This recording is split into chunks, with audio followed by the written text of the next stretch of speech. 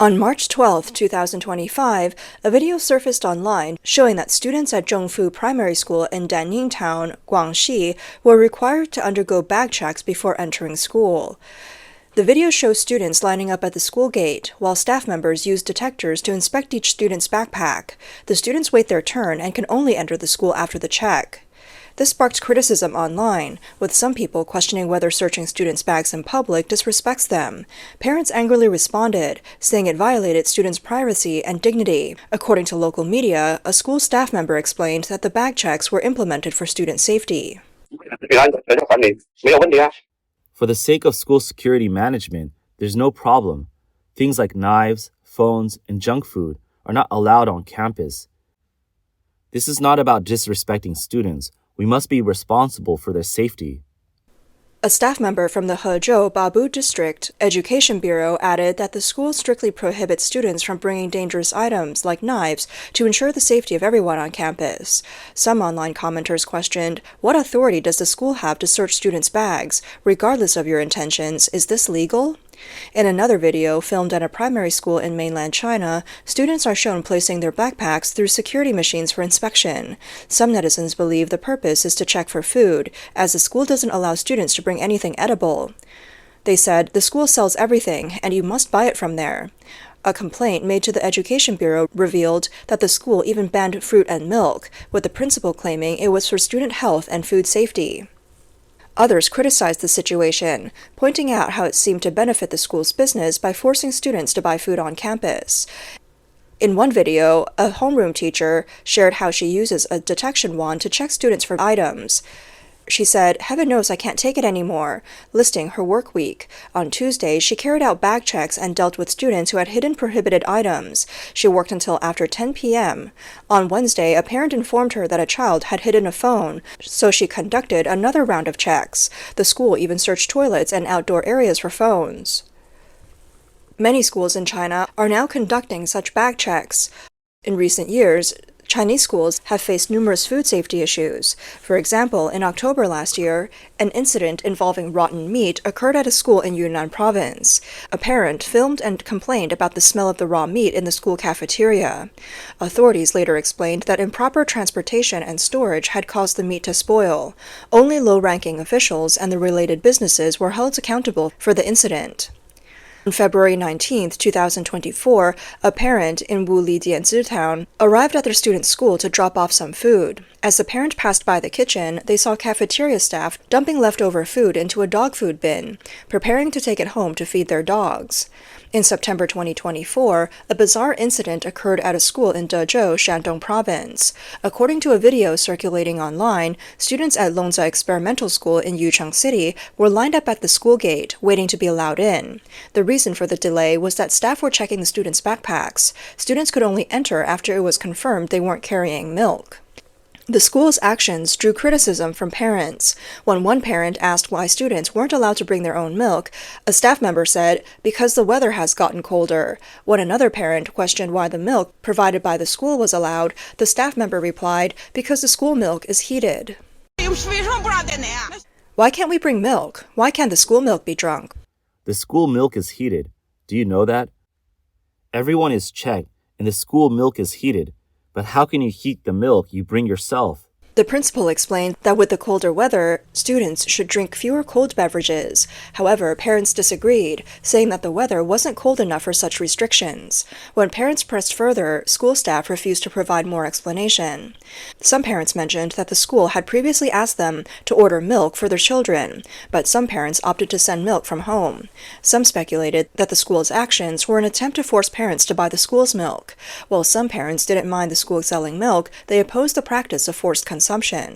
Despite media efforts to contact the school multiple times, the calls went unanswered. The media then reached out to the Yucheng Education Bureau, where staff confirmed that they were investigating the matter. Online commentators speculated they're getting kickbacks from the milk supplier, maximizing profits. The milk supplier is owned by the principal's family.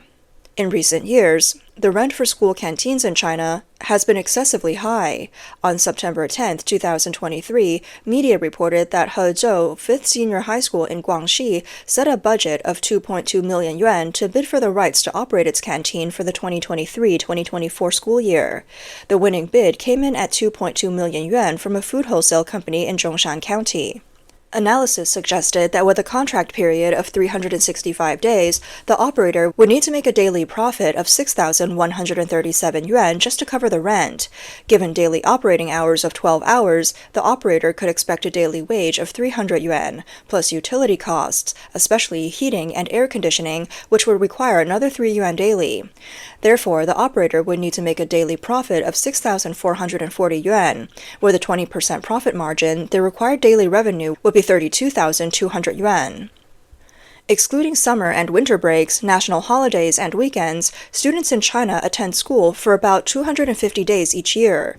Even with a daily revenue target of 32,200 yuan, this still doesn't guarantee profitability. The winning bidder for the canteen in Hezhou, Guangxi, was a newly established individual business, created specifically to bid for this contract.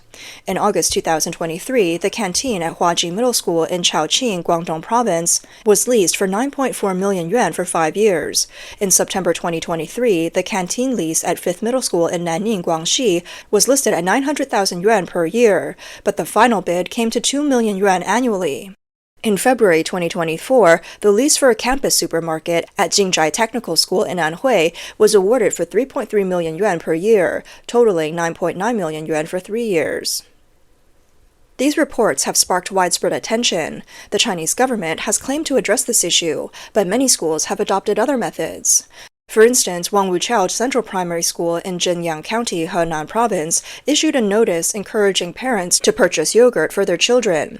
Teachers urged parents to actively order yogurt if they can, and create the conditions to do so if they cannot. One online commentator mentioned that students worried about being criticized by teachers or losing face among their peers if their parents don't buy the yogurt. Parents also fear that teachers will treat their students differently. This is seen as a way to profit from students.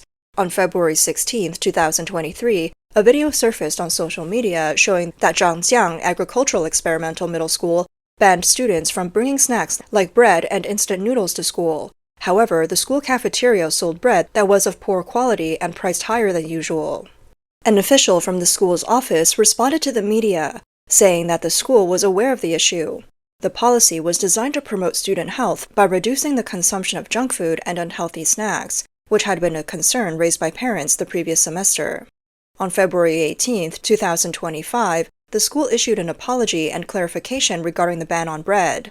In fact, schools and the government in mainland China are closely monitoring the huge student market, with businesses engaging in profit-driven practices, and the authorities have acknowledged this. According to a report by Caixin Media on June 30, 2024, the audit report from the National Audit Office of the Chinese Communist Party mentioned irregularities from the Rural Student Nutrition Improvement Program. The audit focused on 13 provinces and 159 counties, covering a subsidy of over 23 billion yuan from 2021 to August 2023.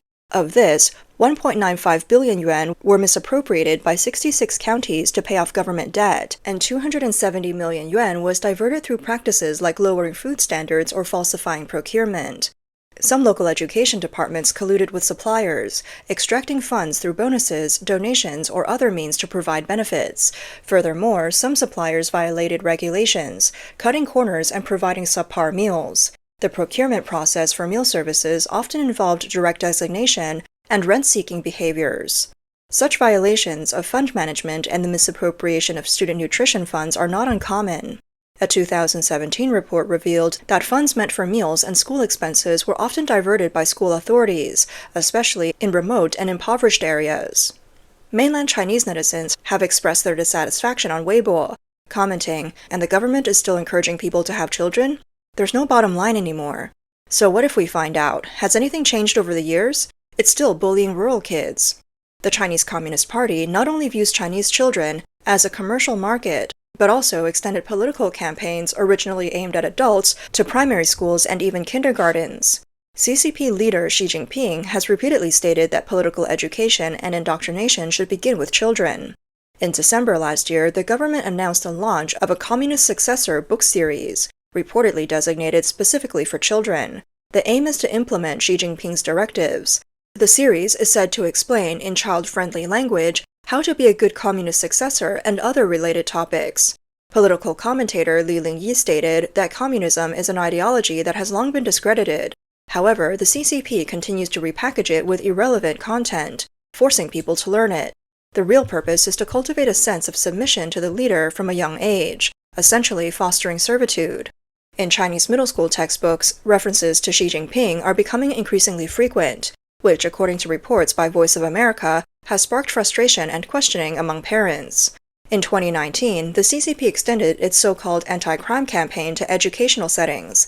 A notable incident occurred when 35 children in Wuxi were targeted as part of the anti-crime investigation, causing widespread outrage.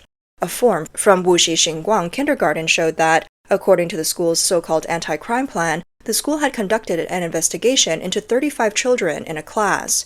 No child was found to have any involvement in criminal activities. This news caused an immediate stir online. Later, the Wuxi authorities explained that the investigation was legitimate, but an error occurred in the way the information was conveyed.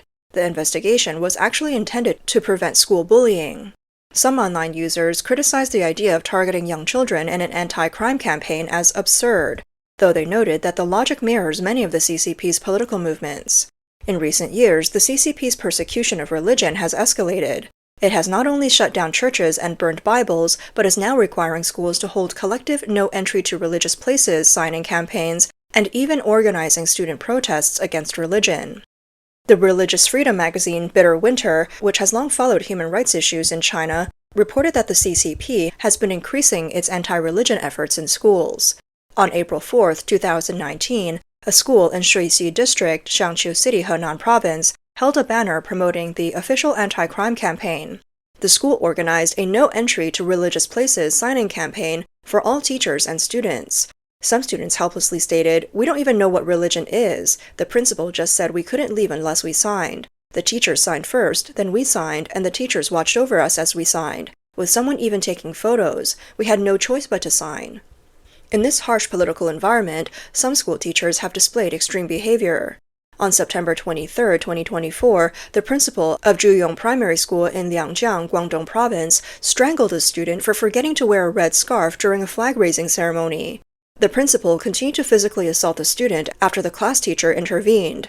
Wearing the red scarf is a symbolic political requirement set by the CCP for primary school students to join CCP-affiliated organizations. A video circulating online shows the boy's neck red and swollen, with visible skin damage in some areas. According to Chinese media, the student's parents told reporters that the principal choked their son until he fainted. This was not the first time the principal had used violence against students. Several other students had previously been beaten by him, but the school had always settled with money and failed to take any effective measures to prevent similar incidents. In response, one blogger angrily commented, "Don't call yourself a principal. I think you've lost your humanity." In 2024, several incidents of attacks on Americans and Japanese in China surfaced. People noticed that anti-Japanese and anti-American sentiments have subtly permeated the Chinese education system. In 2024, a teacher in the Daliangshan area posted a video showing a student being punished for writing "I love Japanese people." Surprisingly, many Chinese netizens supported this action. However, some overseas netizens pointed out that the teacher, who appeared in the video, was wearing a cap with the American flag on it. One netizen remarked, "Chinese society seems to have developed societal schizophrenia. This harm will eventually spill over to Japanese people in China through copycat crimes." Another netizen added, "A government that doesn't let you understand the past is because it was born out of injustice. A government that doesn't let you see the truth is because its hands are stained with crimes. A government that doesn't encourage independent thinking is because lies have replaced the truth. A government that doesn't ask you to be morally upright is because human nature will trigger fairness and justice."